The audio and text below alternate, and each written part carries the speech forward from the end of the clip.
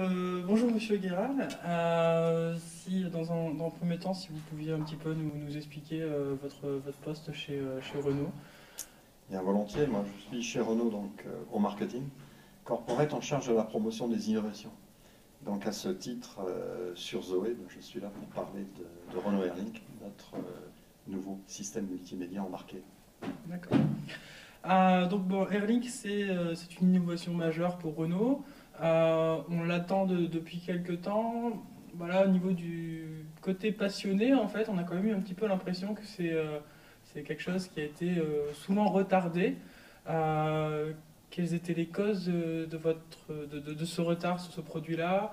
Et bon, quelles sont les explications globales que vous avez sur ce sujet? Moi je comprends bien volontiers ce ressenti, hein. Sachez que bien évidemment en interne, il est aussi partagé, hein, mais en fait c'est une innovation majeure comme vous le soulignez. Avant de parler d'Airlink, j'aimerais le repositionner dans les objectifs et les priorités de Renault. Airlink, c'est la continuité naturelle de la révolution qu'on a amenée avec la démocratisation de la navigation embarquée. Carmina TomTom, 490 € en option, un prix jamais égalé lorsqu'il est sorti en 2009, qui nous a amené sur un mix de navigation proche de 50% sur l'ensemble de la gamme Renault.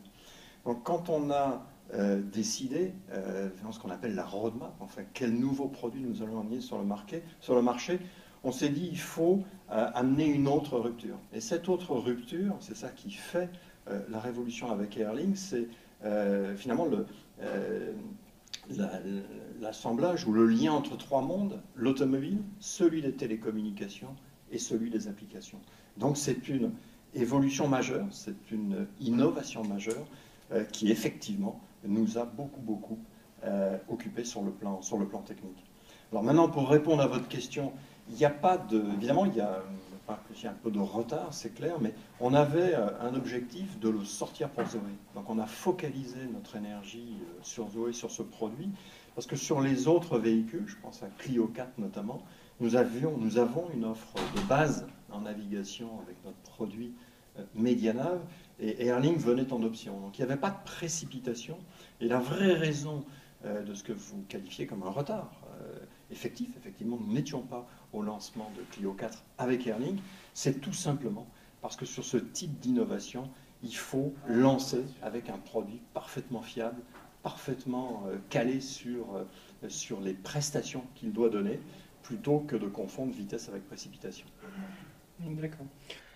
Donc aujourd'hui, nous avons Airlink donc, sur la Zoé, sur la Clio 4, ça vient d'arriver. Est-ce que c'est quelque chose qui va se propager sur l'ensemble de la gamme? Je l'ai vu récemment sur le Scenic X-Mode par exemple. Oui, vous l'avez certainement vu si vous êtes passé à Genève, Airlink, ou si vous passez à Genève, Airlink est présenté sur X-Mode, nouveau scénic, nouvelle identité visuelle. Il est aussi sur Kangoo Z2. Le produit est appelé à se généraliser sur l'ensemble de la gamme. Seuls deux véhicules ne seront pas concernés. L'espace, qui est en fin de vie et qui sera renouvelé en 2014. Donc l'espace va attendre son renouvellement pour bénéficier de cette évolution technologique. Et également Trafic, qui de la même manière sera renouvelé. Donc déploiement sur la fin de l'année à l'ensemble de la gamme. D'accord, parfait. Une petite question en aparté, hein, toujours, bon, ça c'est plus pour le forum Clio. Le Airlink est dispo sur la Clio 4 normale.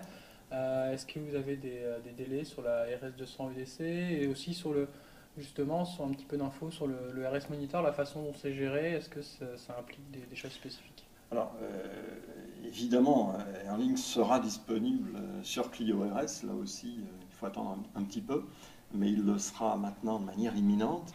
Il sera lancé au départ sans RS Monitor, et RS Monitor va venir en update de soft, hein, puisque l'intérêt d'Airlink, c'est sa capacité à être mis à jour régulièrement, à la fois de contenu applicatif, mais aussi lorsque des évolutions de software sont disponibles, qui amènent de nouvelles fonctionnalités, eh bien, les clients peuvent télécharger ces évolutions de software depuis leur PC pour les applications ou comment dire, les softs relativement lourds. Donc RS Monitor viendra de cette manière-là, et les clients qui se répartissent en RS Monitor pourront le récupérer dans une version soft ultérieure. D'accord, très bonne nouvelle. Justement, donc vous parlez de la possibilité de rajouter des applications donc, sur son ordinateur ou je présume aussi sur son Mac. Il y a une puce Edge qui est présente dans Airlink. Est-ce que c'est suffisant? Pourquoi vous n'êtes pas parti directement sur de la 3G? C'est une évolution à venir? Enfin, alors, pourquoi ce choix? Nul ne sait, on aura peut-être un jour de la 3G embarquée dans les automobiles. Si on ne l'a pas dans l'automobile, c'est vraiment un choix économique. Je vous rappelais notre capacité à démocratiser la navigation. Ce que l'on veut faire, c'est de la même manière permettre à chacun de se payer la connectivité, c'est-à-dire d'accéder à une connectivité pas chère. Donc le 2G embarqué par rapport à un 3G embarqué qui existe dans l'automobile, BMW sur son système Connected Drive a du 3G. Nous, c'est vraiment pour le rendre abordable. Et la deuxième raison, c'est que ce que nous avons cherché à faire, ce sont des applications qui soient adaptées à l'usage automobile pour des raisons de sécurité. Donc on veut maîtriser complètement les IHM, donc la restitution à l'écran. Et l'ensemble des applications que l'on utilise tournent en Edge.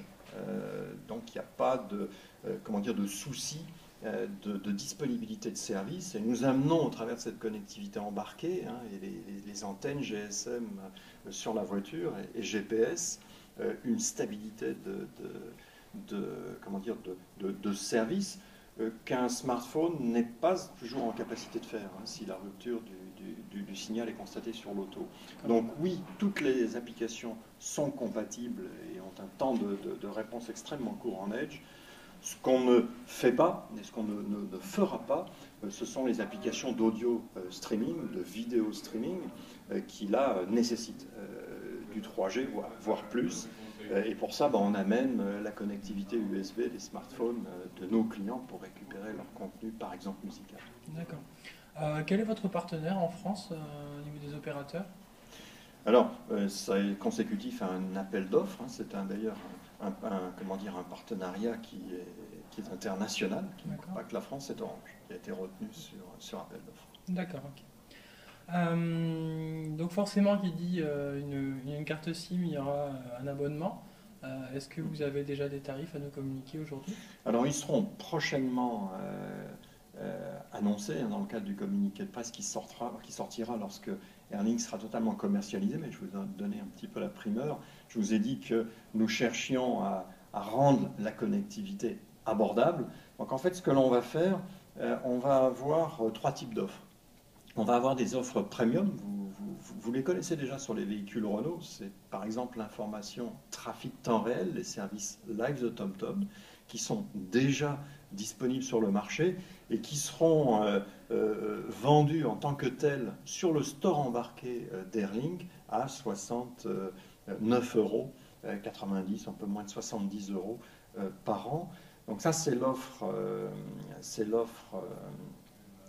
du TomTom Live, des services live de TomTom.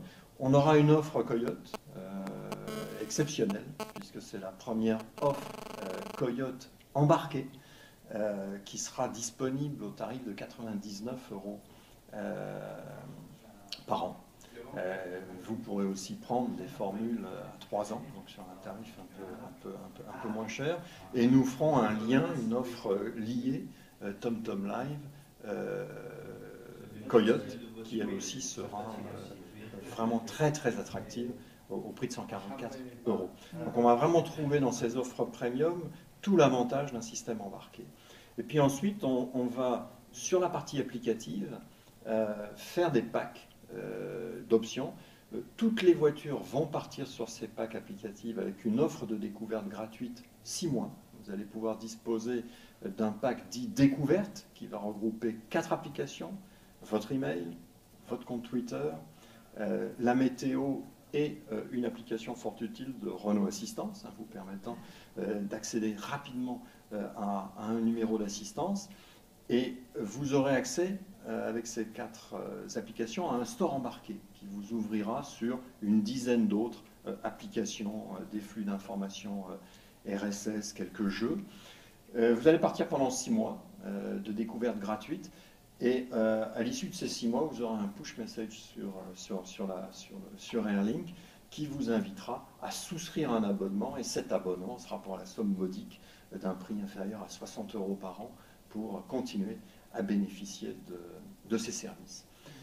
Et comme Airlink est un système évolutif, nous amènerons, ces 6 mois vont nous permettre d'apporter de nouvelles applications et de proposer des packs thématiques complémentaires à ce pack découverte, mais toujours pour des sommes vraiment très très accessibles. Ça restera toujours inférieur à 70-80 € par an. D'accord.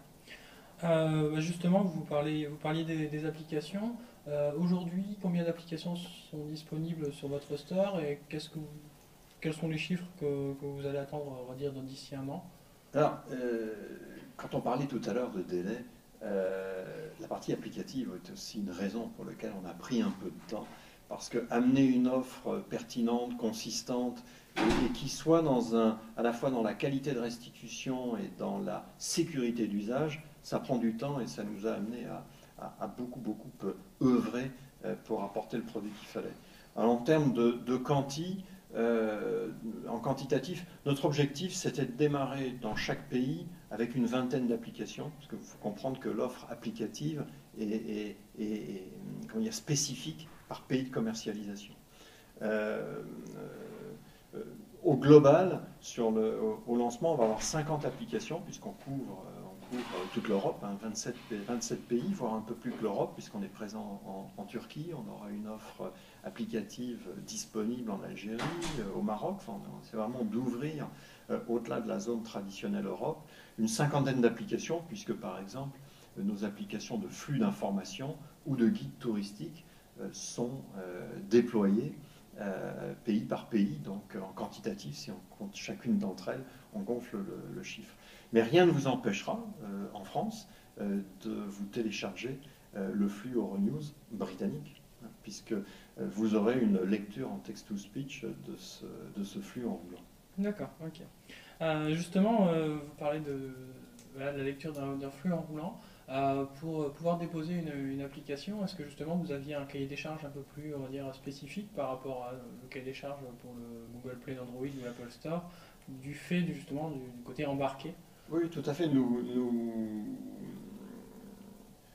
remettons à nos développeurs en fait un kit.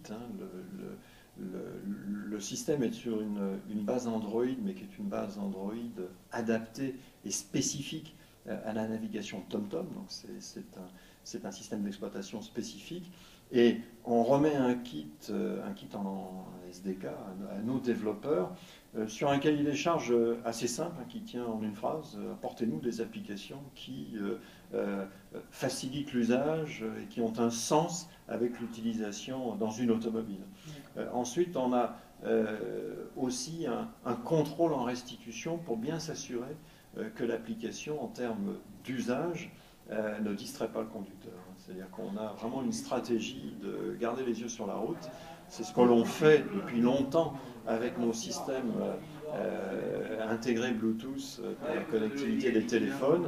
Et là, on a une obligation à l'usage d'être très vigilant pour faire en sorte que si on distrait le conducteur, on aura des applications disponibles à l'arrêt qui se neutraliseront en roulant, etc. D'accord. Donc, un cahier des charges très souple, une recherche de sens automobile et puis une assurance que l'application ne distraira pas le conducteur. Eh bien, merci beaucoup pour vos réponses. Et bon, maintenant, nous n'avons plus qu'une chose à faire, c'est pouvoir tester Airlink aujourd'hui donc à Lisbonne et au fur et à mesure sur les différents véhicules de la marque. Voilà, Merci mais écoutez, beaucoup. profitez-en. Il y a pas mal d'applications installées sur l'auto, donc vous pouvez vraiment faire cette découverte en toute sécurité. Merci.